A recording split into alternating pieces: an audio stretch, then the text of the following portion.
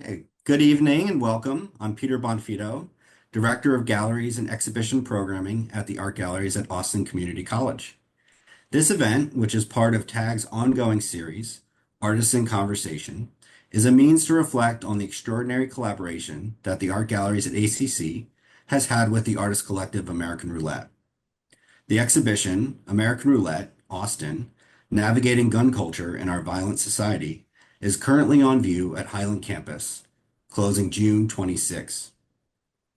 Before beginning the event, I'd like to thank the TAG Gallery team and American Roulette artists, especially Dominic Sansone, Michelle Graves, and Yousif Del Valle, who are joining us for tonight's conversation.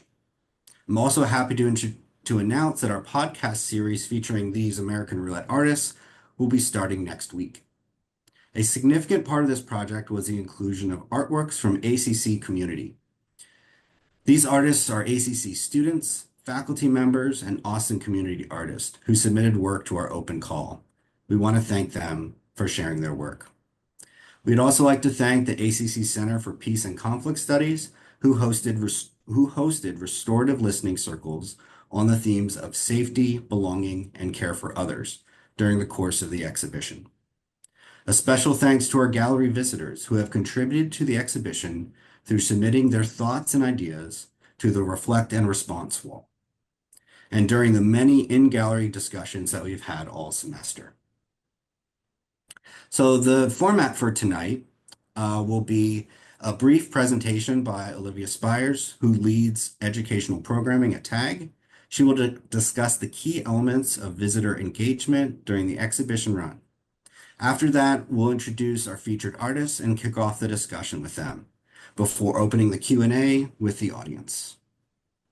So before we do any of that, I'd just like to take a moment to reflect on my own about this project. From a curatorial standpoint, we took a different approach to this exhibition, which stemmed from our conversations with American Roulette's members. The artworks on display are set as focal points for discussion. They are ways of expressing a sense of disbelief or confusion wrought by gun violence, as well as the indescribable realities of loss and trauma. They also address the cultural mixed messages and the social wedges that guns inhabit in everyday American life. The exhibition does not prescribe a course of action. Instead, it advances a challenge, not to ignore an issue that has impacted and shaped all of our lives in uncontrollable ways. With this in mind, the exhibition is not complete until the visitors interact with the artworks and share their experiences and thoughts through this discourse.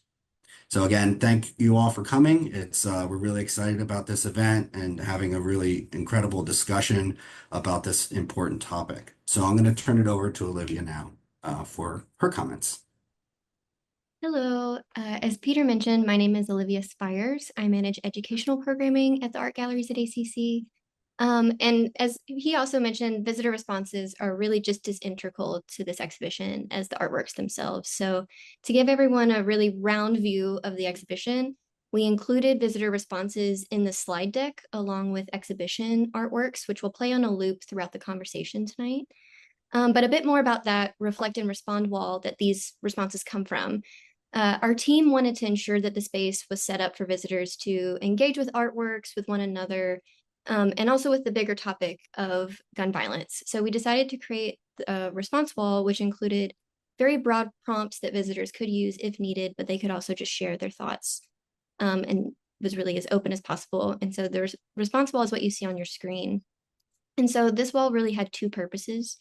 Gun violence is a heavy topic, so we wanted to ensure that visitors had an outlet to express their thoughts and hard emotions before they left the gallery. And so for these visitors, the response wall acts as a place for them to anonymously leave thoughts instead of carrying around these emotions throughout their day.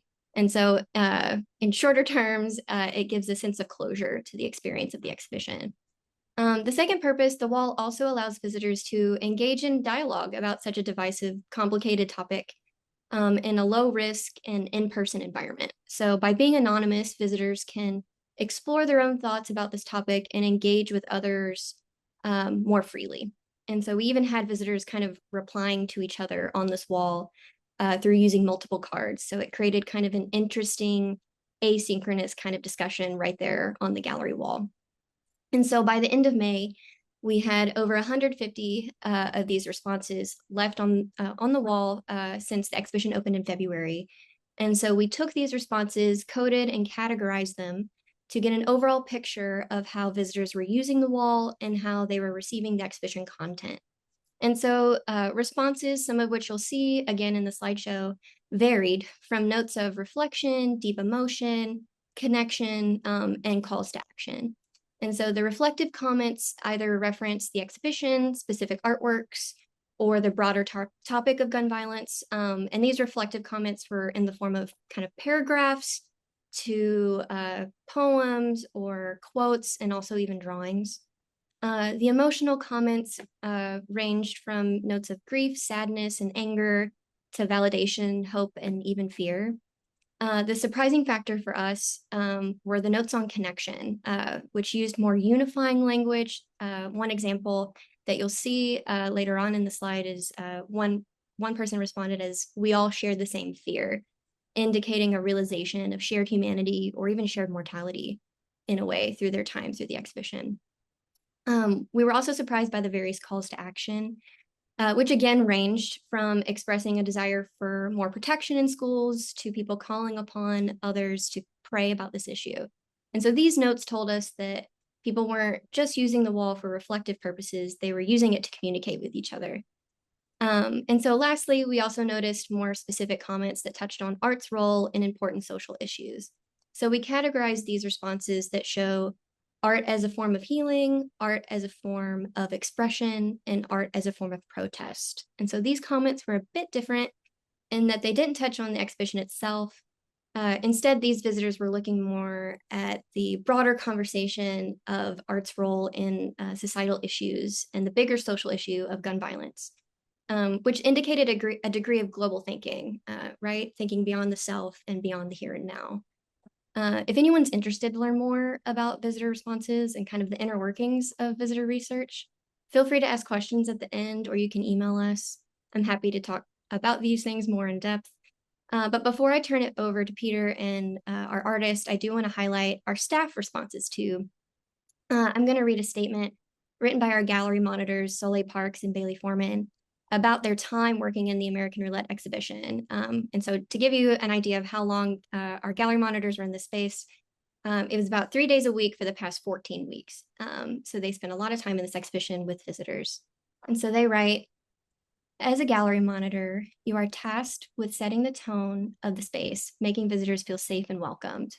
Initially, American Roulette felt like an intimidating environment to do that in, despite the fact that the tag gallery team received conflict training. Gun violence is an intense, deeply personal topic, and I knew we'd be holding space for some difficult conversations. And while those discussions have at times been challenging, they've also reminded me that art can serve as an incredibly effective tool for mediation and connection. I have been impressed with the trust visitors put in our space, telling us about their perspectives and connections to the work. I've also been impressed with the space visitors hold for each other. There's been a remarkable willingness among strangers to listen without judgment.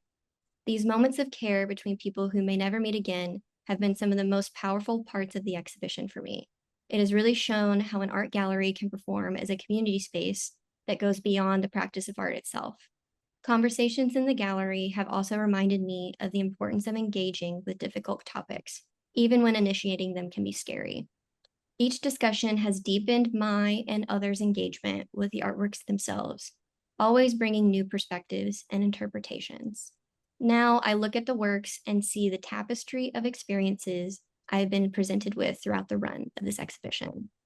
And so on that note, from our staff, I'll pass the sort of proverbial Zoom spotlight back to Peter and our artist speakers for tonight.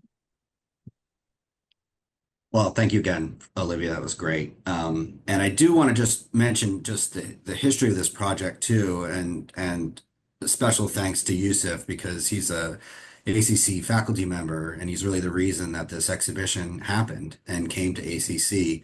And so we've been talking about this project for over 2 years, and so I feel that the success of it is really been a community effort here. And so I want to now ask, I'm going to start with Dominic because none of us would be here without Dominic because he really did start the entire American Roulette project. So I'd like to let Dominic introduce himself. Hi, I'm Dominic Sansone. I live in the greater Chicagoland area in the far western suburbs. I primarily create very large scale kind of object-based installations, uh, primarily focused on cast objects of various materials. So I don't really work in materials. I like to say I work in ideas. And as Peter mentioned, in a sense, yeah, I'm kind of I guess, the founder of American Roulette. It started off as a solo project that grew out of my personal art practice, and then I started bringing other artists to work with me regarding this important topic and this idea, and we've grown to a pretty core group of 7 people, and it's been quite the interesting journey.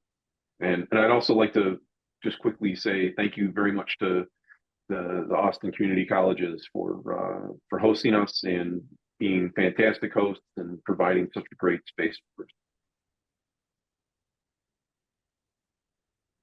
Thank you so much, Dominic. Michelle, would you like to go next? Sure. I'm Michelle Graves. I used to live in Chicago and now I live in Las Vegas. I consider myself an interdisciplinary artist, meaning I don't limit myself to any one medium. And I also have different levels of depth that I go into as far as doing research. But my inspiration for doing research to inspire my work is I'm really interested in how things work and why things happen. So I tend to like do philosophical research, psychology research, even scientific research to understand things from like collecting data about gun violence and what guns are used, which I didn't find much data at all. And that led me to the work that I created for the American, what was for the A Life is a Life, which is the name of my work. And then it can also lead to the depths of like quantum physics and how there's a potential for change at the quantum level. And how I got involved with American Roulette is I made a body of work for an organization in Cleveland, Ohio called Spaces. It's a research art center. And the original work was in a group show called America's Well-Armed Militias. And right after I made that work, I was back in Chicago at a gallery opening. And I know CJ Hungerman, another participant with American Roulette. He introduced me to Dominic. Dominic's like, what do you do? And I said, I just made this work, and that's how we connected. Great. Thank you so much. Yousif? Hi, my name is Yousif Del Valle. I'm an art faculty here at ACC. I teach three-dimensional design and sculpture, and I am one of the newer members of the American Roulette. So I've been in the roulette, I believe 3-4 years. Dominic, has it been 3 years? Yeah, I think 3 years now. Yeah, and so Tony and Anthony and I joined together out of Anthony and I met each other in New Mexico at the school I was working at, and Tony had approached me and said, "Hey, I'm really interested in doing some work relating to gun violence. Do you?" From some of the conversations we had, he knew that I was interested as well, and he wanted to form some sort of collective in the Southwest. And coincidentally, at the same time, I had met Dominic, I think, a couple of years prior in Wisconsin at an iron pour. And I was friends with him on Facebook, and I saw, I think the week prior or the month prior, that American Roulette was having an exhibition, and I got really interested in what they were doing. And when Tony mentioned this to me, I was like, I have a friend that is doing pretty much the same thing. So rather than starting from scratch, what I proposed to him was like, let me talk to him and see if we can join their collective. And rather than starting from scratch, we can maybe grow this to incorporate artists from different parts of the country rather than just regions. of the Southwest. And that's sort of what we're doing now. So we have members in Las Vegas, Chicago, now in Texas, Colorado, and Cesar is also in Chicago. So we got 3 members in Chicago. But that's sort of how I came about the roulette, and me and Tony, who is also here with us. And my work for this body of work really focuses on the emotional state that sort of happens within spaces that undergo extreme violence, such as a mass shooting. I would say that the rest of the work that I do outside of the collective deals also in political or historical events, but not so much in the same vein as I do for the roulette. So the work I do for the roulette is a little more exclusive, and in terms of miniature and performance. Great. Well, thank you all. I think we'll just jump in with the first question for all of you. And so I have a couple questions. Let's start things off, and then we'll open up the Q&A from the audience. So in your collective artist statement, I'm going to paraphrase it a little bit. Your goal is to create a space for nonpartisan discourse on gun violence, which is an issue that unfortunately is ingrained now in American society. So can you just discuss a little bit, like, why is the American Roulette's mission so centered around nonpartisan discourse?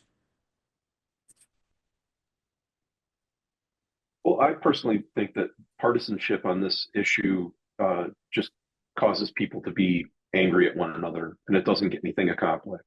It doesn't change anything. It doesn't make anything any better. It doesn't move us forward with finding some sort of solution. So I think avoiding partisan talking points is incredibly important in order to have an open conversation with somebody and get their perspective so that they can see our perspective and we can all maybe start to think a little bit differently. I try to inform myself from lots of different sources regarding this topic.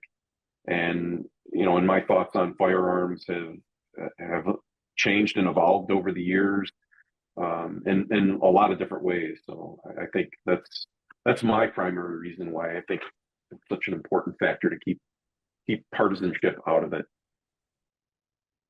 And as we go from city to city, the conversations have been different.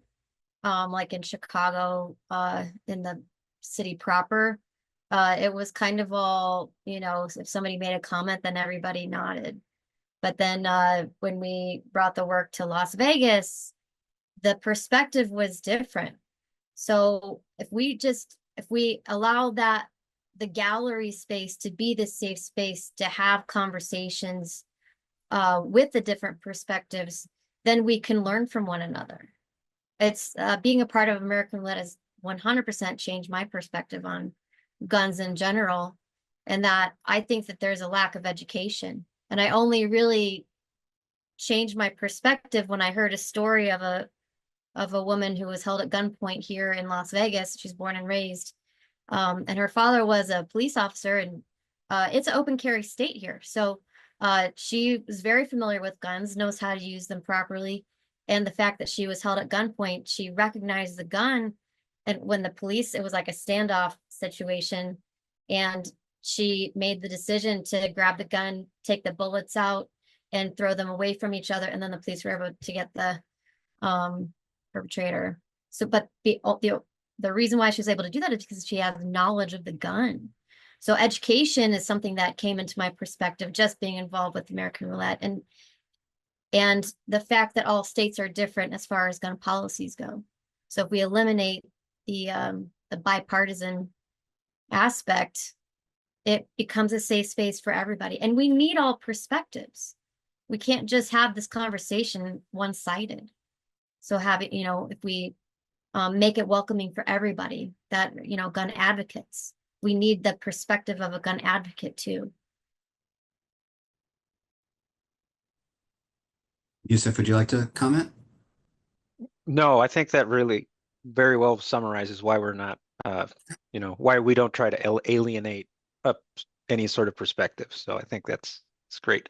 And I think, yeah, like if we did, I think it would just make people not even want to approach the exhibition if it was, if it had a political agenda associated with it, I think. Right. Michelle, I think getting to know your work, getting to know especially specifically these works in the exhibition, I really applaud you for being able to do that while digging into law. You're digging into these laws, but you're doing it from the standpoint of research, the standpoint of education, and just and knowing. It's about knowing what the laws are and knowing kind of the history of how they came to be. And that should be nonpartisan, just understanding, how things have come to be. So I think that's also a really important aspect of it. And I think that's a difficult space, but I think you do it really well with your approach um, in understanding. I think fear is a big element of gun violence. And fear is also associated with um, the unknown, like being afraid of the unknown. And so a big point in like wanting to do research, wanting to know why and how, is so I could personally understand. And if one is just ignoring what's going on and not understanding, there it becomes this large fear that's convolutes the situation. Yeah, and just building off of that idea of fear too in the gallery space, there's also this fear of being judged or rejected by sharing viewpoints, no matter what they are. And so that's something that we're always thinking about, right? When creating an open, welcoming space where people feel like they can share their thoughts. Fear is a big factor in that. And yeah, that's something that we see in this exhibition too, especially with gun violence. Another You example. definitely, oh, Sorry, go go ahead. ahead. No, no, please go ahead. Dominic, were you going to say something? Nope, just an errant. Oh, another example is we were at in Alamosa in Colorado, and there was another local artist who submitted work, and she painted all female gunslingers, like historically famous female gunslingers. And she approached us at the gallery opening, and she didn't think that she didn't feel like she didn't know if the work was appropriate for the show. But we were like, yes, we need that perspective too, because it's been a part of American culture since the beginning. So that's just another example of like her having the fear to present her perspective amongst other people who have more of a general, so yeah, I just wanted to mention that experience too, because she's glorifying, female gunslingers, which is fine. Well, I think that's actually, I'd like to ask Dominic to talk a little bit about that because I think his work is very centered on this almost the ideal of the gun and how it's really just carries so much weight, right? And that's why your works and we'll see in the slides, and I think a lot of people are familiar, these oversized guns, right? These larger than overscale guns. And so just talking about that, I think that fits in very much with what Michelle was talking about, this kind of this image that the gun holds. Yeah, and it's kind of odd how that came about. Like up until the early 20th century, firearms were a tool. They were like any other tool: hammers, saws, farm equipment, whatever. Um, Kind of what started this snowball effect with gun culture, so to speak, in the United States is the government forced most of the gun manufacturers in the early part of the 20th century to double their manufacturing and inventory because of World War One. As the war closed, the government canceled all those contracts, and that left everybody around the country that was into gun manufacturing, including Tiffany, at one point, oddly, that they had all this inventory and all this extra manufacturing capability, but they had no customer because the government was their big customer. And so they used to deride people that were into guns for the sake of guns, so to speak, as they called them gun cranks. They made fun of those people, but they shifted their marketing towards them, and that became their new consumer base because the government wasn't buying anymore, and they were on the hook with all this extra stuff. Who do we sell to now? Well, the people we used to make fun of. And that's when they really started pushing and promoting through marketing and advertising this idea of the gun as a sense of, or as a symbol for American freedom or exceptionalism or machismo even. And it's really sort of an odd thing that everybody just kind of fell for a slick ad campaign and bought this bill of goods that wasn't the prevailing attitude 100 years ago. Well, a little more than 100 years ago now, but Yeah, no, those are great insights to have, and to again think about historical context. Think about, um, I think we're at an inflection point, right? We've hit so much. We have so much gun violence in our society. So going back and trying to find out, how we got here is a really important element to all of this. I guess I want to just ask another question about, because we shared all the responses. We had over 150 responses, written responses just in the gallery. And so if and we shared those with all the artists, if you guys have any specific responses that surprised you or just made you reflect in a new way, I'd be really interested to hear that.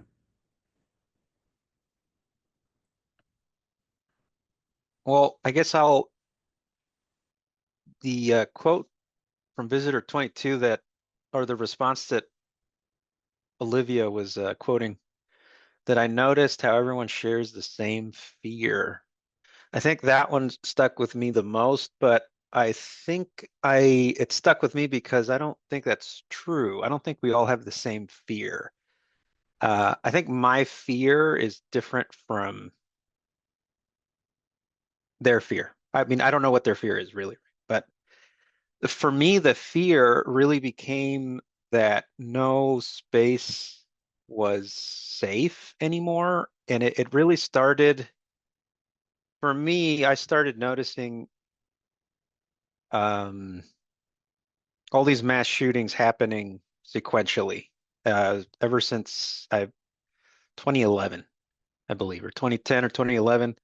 The Batman shooting in Colorado was the one that really, to me, was like, man, you can't even go to the movies. I remember thinking, like, you can't even go to the movies anymore without fear of something happening, right? And it just kept happening in all these communal spaces that are perceived to be safe. And it just kind of snowballed from there. The one in Las Vegas at the Country Music Festival. I was just in Las Vegas. Actually, I got to go to the room, or not to the room. That room doesn't exist anymore. But I was on the floor above where the shooting actually took place last month.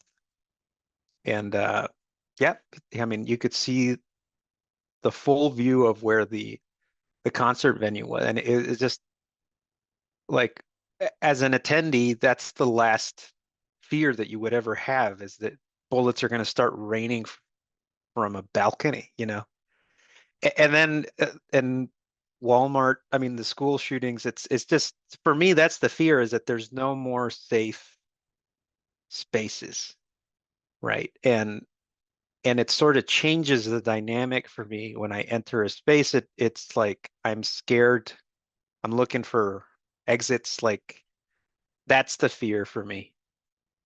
That that I'm just sort of conditioned to think that way.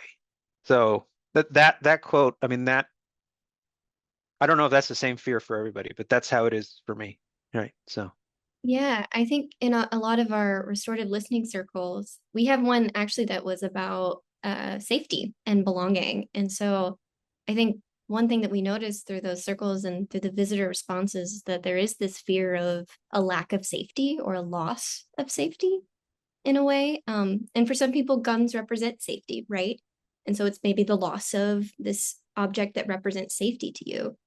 But then in some ways, it's a loss of safety because a gun is around. And so it's this kind of fear of being unsafe in a way, which is kind of instilled in us as human beings, right? We have this survival instinct. So our genes are kind of going haywire because of that fear. Yousif, could you talk a little bit more about because you recreate spaces but you take the people out. Could you talk about that? Like how, from an artistic perspective or a practice perspective, what is your art? What is it doing by taking out people from those spaces? well, I think the absence of the figure is implied because of the scale. And I've done this for a while now with a lot of my sculptures, right? I think from I don't remember, one of my professors uh, talked to me about the absence of the figure and how we can see ourselves in either a space or an object if the proportions are right or if the scale is right. So like if you have a chair, you can imagine somebody sitting there without somebody having to sit there. So I think for me, removing the people just sort of uh, helps, or it sort of implies that the people could be there, but also the absence of them I think, brings about the point that they're not there anymore. So sort of this loss, but also the viewer can imagine the the figure there or the figures there. And I think that's part of why I do try to make things uh, proportional so that they don't look too weird. Because if it's easy to start losing a sense of reality if something's really big and something's really small. So that's why I try to like mimic these spaces and recreate them proportionally. Yeah. I think there's also an element that you could, in a way, you could almost imagine yourself in those spaces, right? Oh Because yeah. there's no one else there. You're not kind of witness to other people's activities. This is a space that you might be in. And I mean, who hasn't been in a Walmart, right? Everyone has been in a Walmart at some point and they can, recognize that. I guess for me, I guess I never saw it like that. I never put myself into those spaces somehow. I mean, for the pieces that I'm working on. Yeah, interesting. Interestingly enough, yes. But yes, of course, we've all been at all these communal spaces, right? Multiple times a week, probably. But it's yeah. Dominic, Michelle, do you have any other reactions to some of the response wall that we got? Uh, I think the ones that they were kind of validating for me personally, that the people going in the space are reacting in a way that I personally hope for.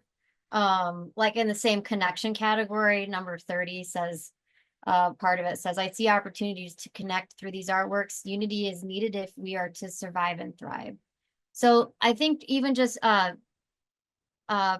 creating work that's vulnerable and allowing others to go and experience that vulnerability and also maybe associate with that vulnerability themselves, it does kind of trigger that ornate need for connection, for the conversation, for the human connectedness.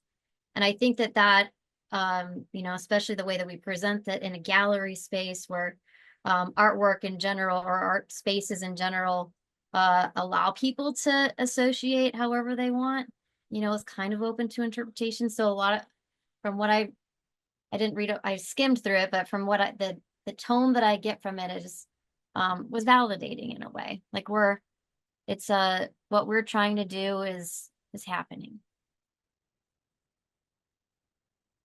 I think the one that really caught my attention the most was comment from visitor 125, and they said this violence is intentional. It perpetuates death so that rich men continue to build their wealth.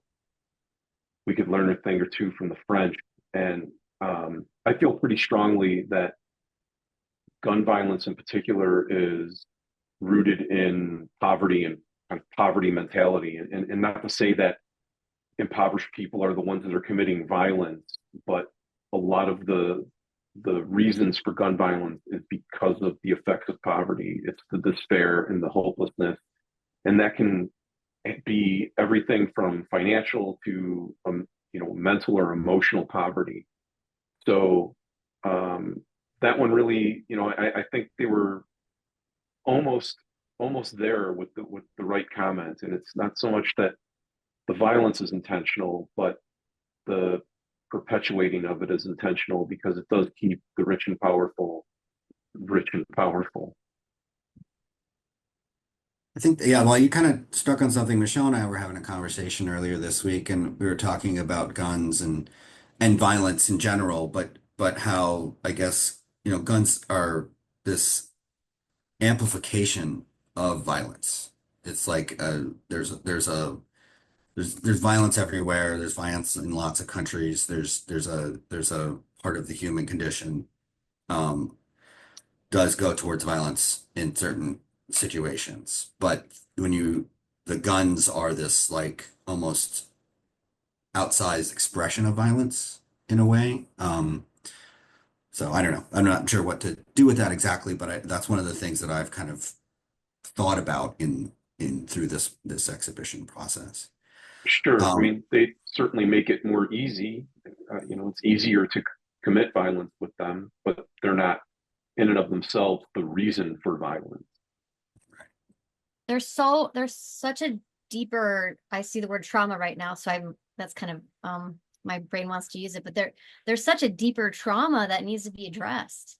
Like what brings a person to a point that they're gonna have a gun and point it at somebody else with the intention to shoot, and that is not the machine, it's the psychological reasoning that of the person. And that I think is one big thing about at least the way that my brain works is that we need further education. And to touch on the research that went behind the A Life is a Life work, there when I started doing research, I was the topic I was given was gun violence in schools. So I was like, okay, where do I even start?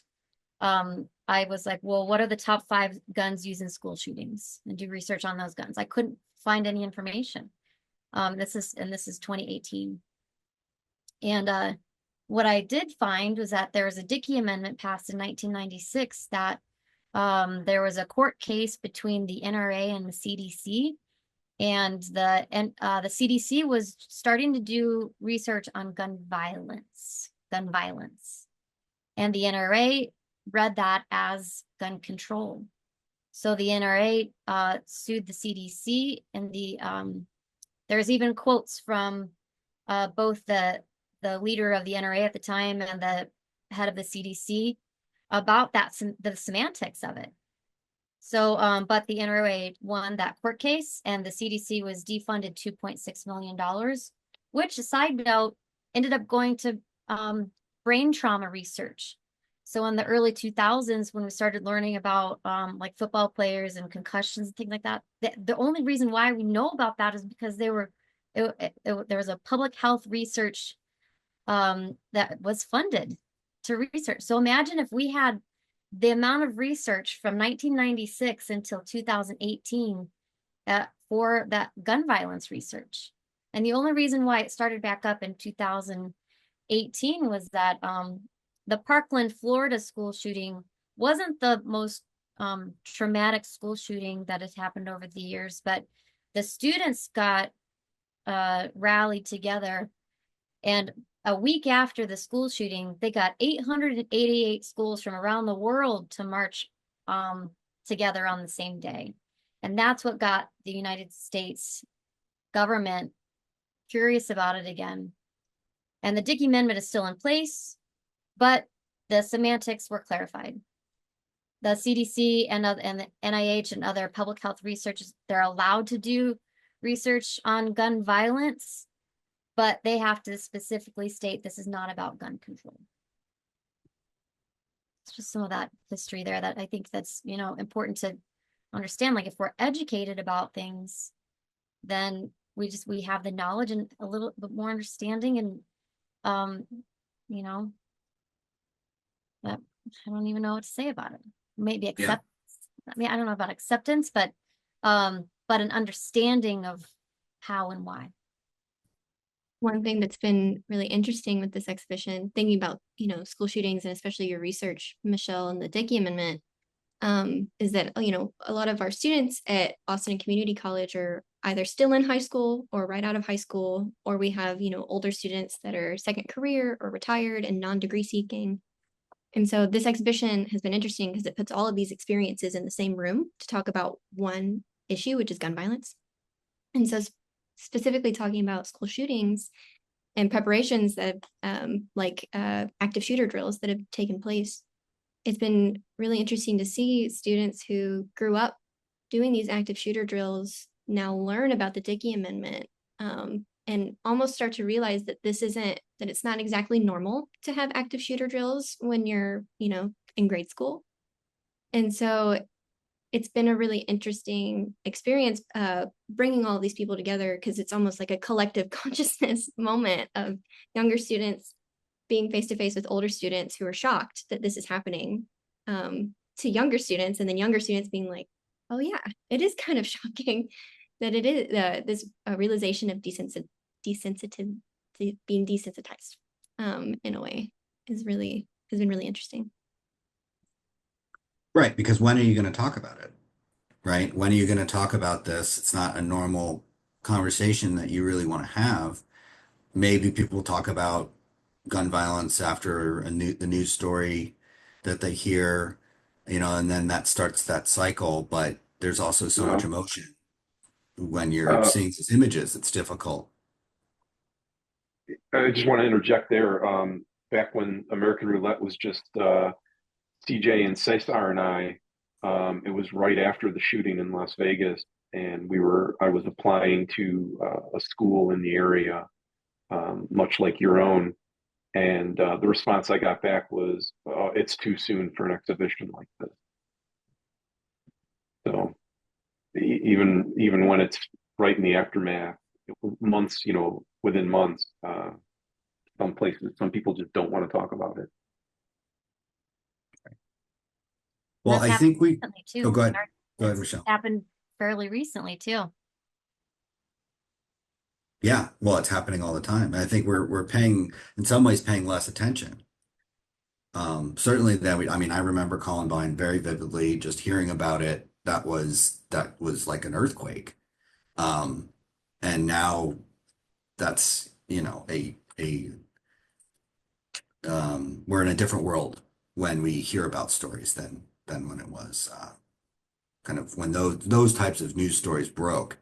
Everyone kind of stopped and couldn't really process it, but they tried to, and they talked about not necessarily, you know, what to do, but they all expressed their shock. Now you hear about a mass shooting, and you know, it's just not going to affect you. It's not going to affect you in the same way.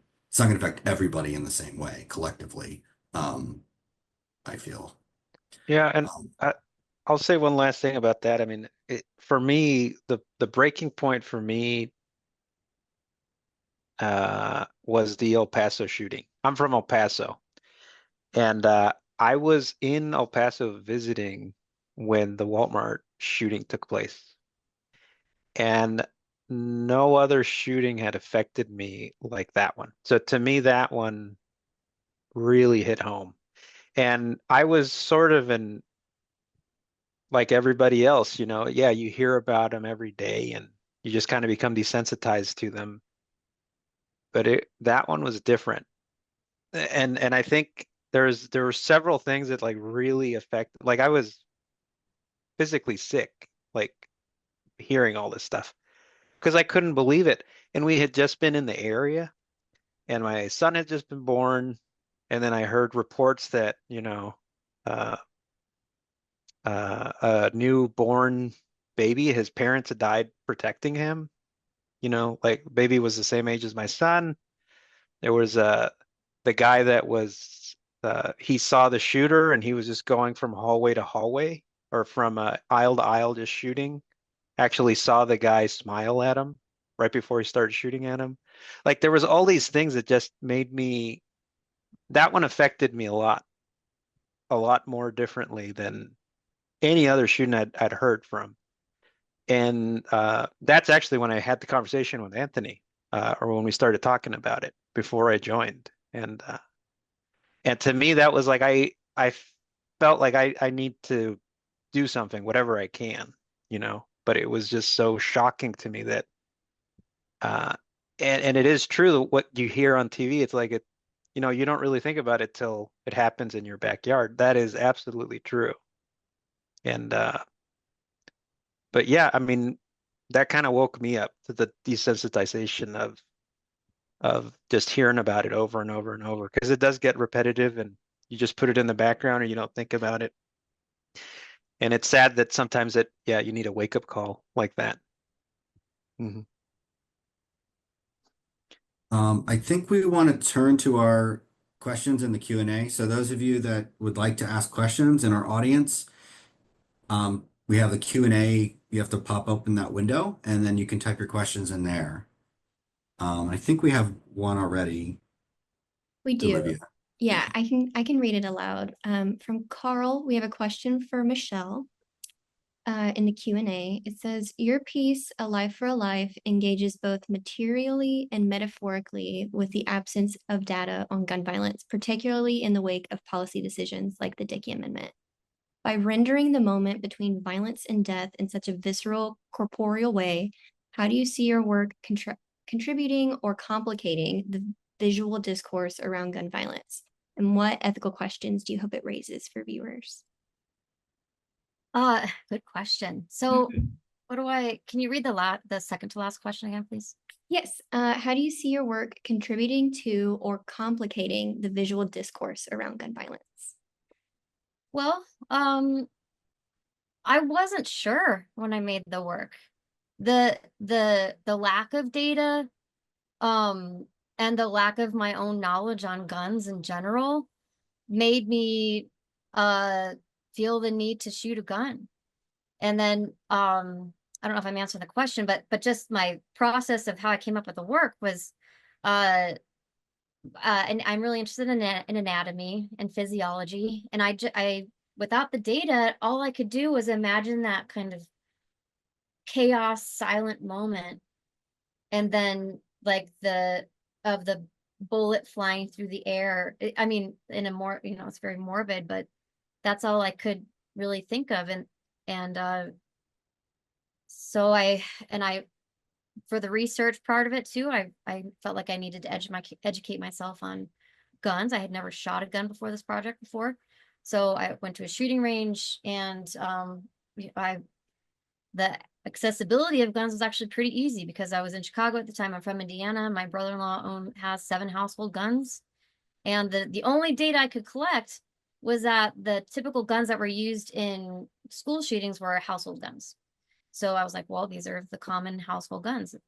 So as far as like adding to or like the discourse of it, I do think that it's intense.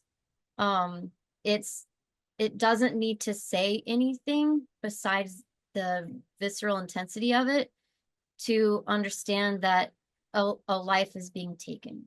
It's like the moment that a consciousness ceases to exist. And that to me is how I'm looking at it now is that we can use all these symbols like American symbols, the gun itself, but what about the people? And I think Cesar's work speaks to that too. He does the portraits of people laying on the ground, and you don't know that they've been shot, or you don't know the context of it.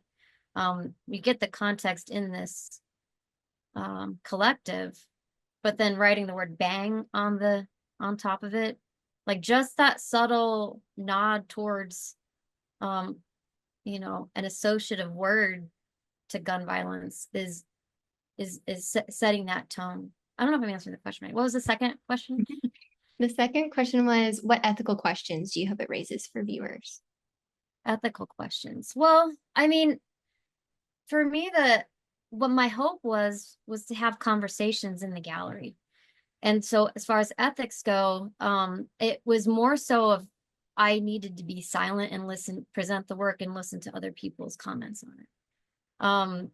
It's brought up a lot of different emotions. The first exhibit in Cleveland, Ohio, a teacher came in and started crying because it was very triggering for him. And that was the first experience that I had as far as like, you know, just the intensity of how it's going to make anybody react. So ethics, yeah, it's more so like just a capture in the moment of a factual physiological effect of guns on the human flesh. And so it's whatever reactions or associations people take from that, we can touch on ethics, but it really becomes the individual opinion on what it means to them. Mm-hmm. Yeah, that's one thing we've touched on in tours too with students, is that art is designed to make us feel, right? And most of us have experience with the kind of art that makes us feel joy or safety. And not many of us have experience with the art that makes us feel a bit more visceral or makes us kind of recoil a little bit, makes us feel uncomfortable. And that's exactly what, especially yours and Dominic's work too, to an extent, kind of elicits in people. And it's important in the gallery to talk about that, right? To kind of acknowledge the elephant in the room, that none of us are comfortable looking at this, and that's the point. And once people know that, it's kind of like they kind of get over it. They get over that hump and they're like, oh, okay, I'm supposed to feel this way. It's not just me. It makes sense now. I have another question in the chat from Anonymous. They say, I know this is the collective's first show in Texas. How did the members feel about that?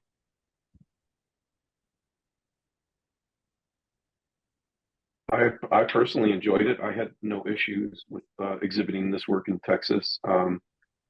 I think, you know, there's an expectation that sometimes people have, this is going to create a lot of bad feelings or pushback from the community, but pretty much everywhere we've gone, when people have met with us and come with us and tried to engage in a more confrontational manner, you know, our approach to it all really, you know, they walk away going, oh yeah, okay.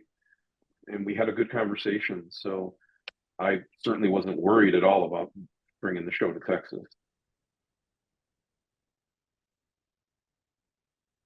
It's almost as if facing a fear, you know, like we don't know what's going to happen, and anxiety and fear only lies in the unknown. So how are we going to know the reactions? You know, we don't know how it's going to react. We don't know if it's going to, you know, cause a ruckus and, you know, news, whatever, you know, but our hope is, yeah, well, yeah. But yeah, that's our hope, is to stir it up a little bit. We still need to have this conversation. It's not over. You know, it's kind of like like you said, we are becoming desensitized to it, but it's still part of our lives that needs to be addressed. And me personally, I'm really happy that the exhibition came to Texas, and you know, I want to thank the gallery for, you know, letting us have the show here. I mean, I think you guys didn't know either what the reaction was going to be or how this would play out or if people would be upset. But I think as far as like me as a member of the collective, I that's the first thing I told Dominic is I want to try to have a show in Texas, if not more. We're still trying to get more. Texas is so big, we're trying to get other shows, and maybe one day we will get other shows in Texas, but it's we are wanting we want to promote the show in all parts of the country, and regardless of politics or anything like that. So it's just, yeah, we want to engage in that dialogue with other people, and we're really happy that we got to bring it here. I will say that I could do without the Dallas to Austin stretch of highway, but otherwise everything was pretty good. Dominic is he's our transporter of the artwork. He drove all of our artwork from Chicago to Las Vegas, drove it down to Texas. He's the keeper. Yeah, it's been almost coast to coast in that van at this point. So we just need a show in Southern California, and we'll have been clear across the country with it.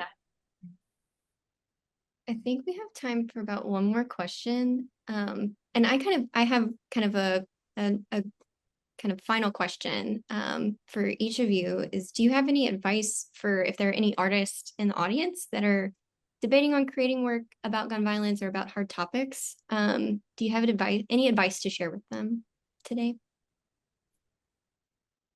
I speak from my personal experience a lot, but I almost didn't take the commission to make the Life is a Life body of work because I didn't feel worthy of making work about gun violence. I'd never been involved before. I'd never shot a gun before.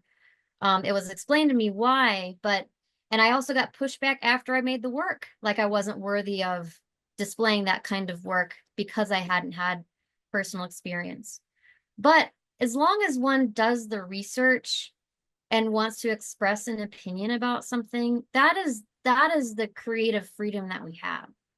Like there's so much freedom and creativity there, and there's a lot of restrictions that we have these days. So I think as long as one is respectful, as long as one has something they want to say that's productive, I think that you should do whatever you want.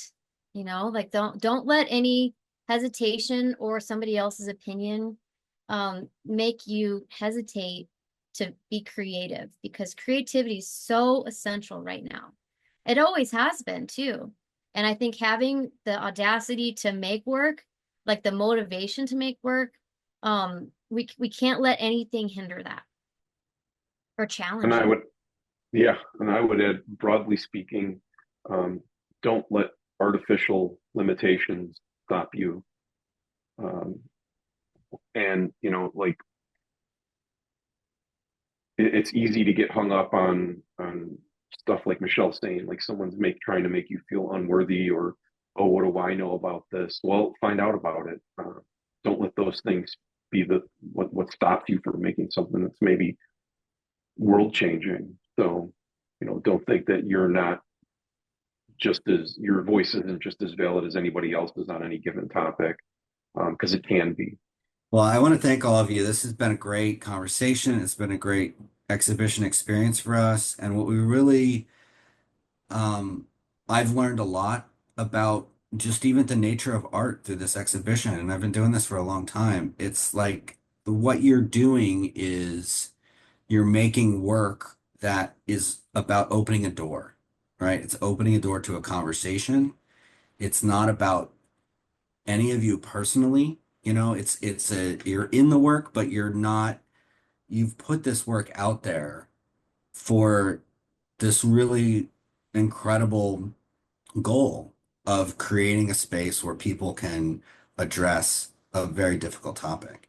And so when I go in that gallery, it's really different than other galleries and different shows that we've done, different, certainly commercial gallery, but even museum spaces where we've been able to make this space a cooperative enterprise for the visitors that come in. We're going to learn from them. Every conversation that I've had has just shifted the ideas about this topic in interesting ways, and not like political ideas or policy ideas, just that the way that people are affected. And you can see that, and those are very individual experiences. So it's been really extraordinary. And the staff at TAG, we've talked about this. They've all really had very important, meaningful experiences through this project. So really want to thank all of you for being so exceptional and participating with us. And the other artists in the collective, I know a number of them are in the audience. Really thank you all. I think CJ and Tony and maybe Cesar is also here. So thank all of you, and to our audience, thank you very much for coming. We really appreciate your comments. We appreciate your investment of time coming tonight.